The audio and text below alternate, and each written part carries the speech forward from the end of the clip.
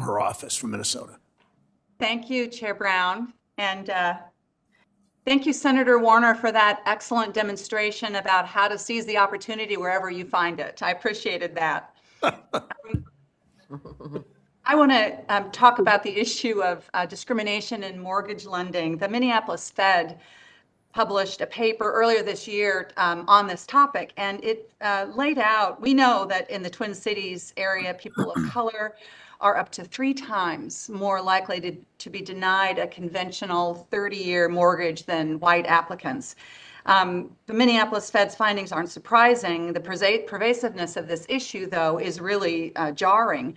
Now, of course, we know that lenders consider multiple factors when reviewing mortgage applications, many of which are race neutral, at least on their face. However, this study specifically focused on low-risk borrowers, and even when controlling for differences in income or credit scores, and even where a home is located, Black and Latino and Asian borrowers continue to be denied at higher rates. Based on the findings of this Minneapolis Fed report. Ms. Rice, can you talk to us about what the consequences are of an economic system that so blatantly excludes families of color from accessing home ownership? And what should we be doing here in Congress to address this specifically?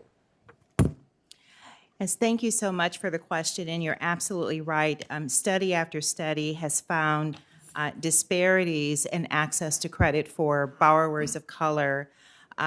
For example, Berkeley researchers have found that Black and Latino consumers who have the same financial profile and the same credit scores as their white comparative borrowers are being charged higher rates when they do access mortgage credit by risk-based pricing systems. And these are algorithmic models that are supposed to take in a number of considerations and factors when pricing risk. But they are pricing borrowers of color at a level that is higher than their commensurate level of risk because of multiple factors that are included in those black box models. Black and Latino consumers are paying $450 million every single year, because they're being charged higher rates than they are supposed to be charged. And there are many, many costs of discrimination in our marketplace. And I'm so glad you asked this question, because I oftentimes like to quote and cite former Federal Reserve Board of Governors Chairman Alan Greenspan, who talked precisely about the cost of discrimination.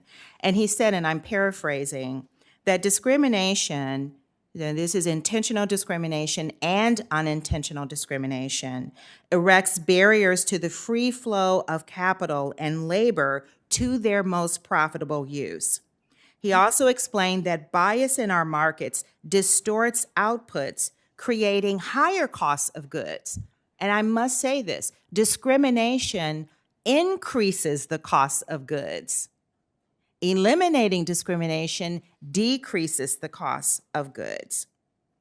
It also decreases our national wealth. He talks about how removing non-economic distortions like discrimination increases yields and output, expands our economy, and generates higher returns to both people and physical capital. Discrimination, we know, is one of the major drivers of the racial wealth gap. So let me just cite this. Not only, so when you look at families, when you just look at families, households with children, Black households with children have 1 penny of wealth for every dollar of wealth held by white families. That's a penny on the dollar. Latino families have 8 cents of wealth for every dollar. That's a huge racial wealth gap. And it is causing all kinds of downstream challenges and inequities that we have to face. And we've said over and over again that if we eliminate discrimination, it benefits everyone. It's a win-win. And this is something that we really seriously must address. There are loopholes in the laws, and we have to close those loopholes. Thank you very much for that answer. And I think that this is near and dear to my work because the Minneapolis metro area has the largest Black-white home ownership gap in the entire country. And it is getting worse. It's not getting better. According to the Minneapolis Fed, the Black home ownership rate peaked in 1950 in Minneapolis. So this is not a historic problem that, meaning it's not a problem that exists in history. It exists in the current world when the impacts of that discrimination have broad-reaching. So thank you, Mr. Chair.